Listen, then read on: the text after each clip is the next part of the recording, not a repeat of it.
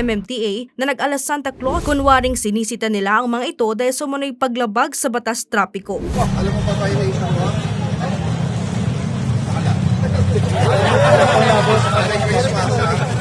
Nagulat po at the same time natuwa po. Mayroon na kaming pang-araw-araw na pagkain. Kalauli na talaga. Ito ay pagbibigay balik sa mga motorista natin na mga sumusunod sa mga batas trapiko. Ito ay simpleng programa ng MMDA para sa Paskong ito.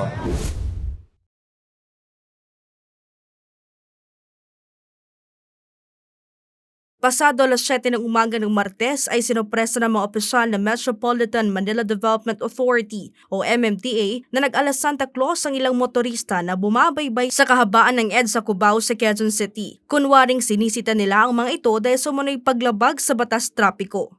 Alam mo pa violation mo?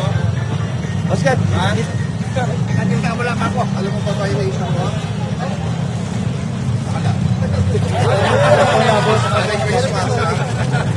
Ang motoristang si Noel at Junjun aminadong kinabahan sa biglang pagsita sa kanila ng MMDA. Yun nga po akala namin may lang kung anong huli. Nagulat po at the same time natuwa po kasi mayroon na kaming pang-araw-araw na pagkain. Salamat po. kalauli na talaga. Maraming salamat po. Kinabahan ka ba, kuya? Wala po ang violation ngayon lang.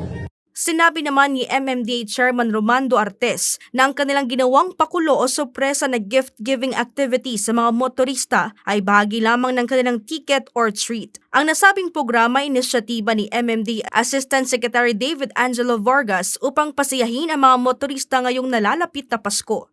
So ito ay pagbibigay balik sa mga motorista natin na mga sumusunod sa mga batas trapiko. So ito ay simpleng programa ng MMDA para sa Paskong ito. Mayroon ding ilang driver na kahit may violation na ay nabigyan pa rin ng konsiderasyon at inabutan na rin ng regalo ng MMDA.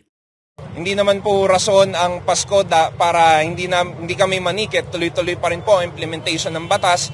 Pero this time, bukod sa ticket, may matatanggap po silang konting pamasko mula sa mga private partners po natin at sa MMDA po.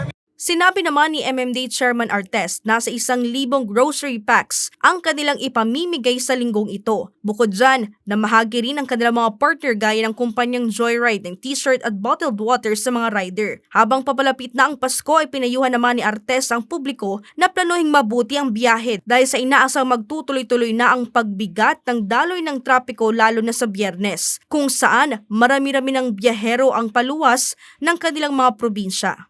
Kami po kasama ang DILG, PNP, LTO, LTFRB ay magkakaroon ng inspection soon para masiguro na yung pong ating mananakay ay convenient, yung pong ating mga drivers ay hindi nakadroga para po safe yung pagbiyahe ng ating mga kababayan.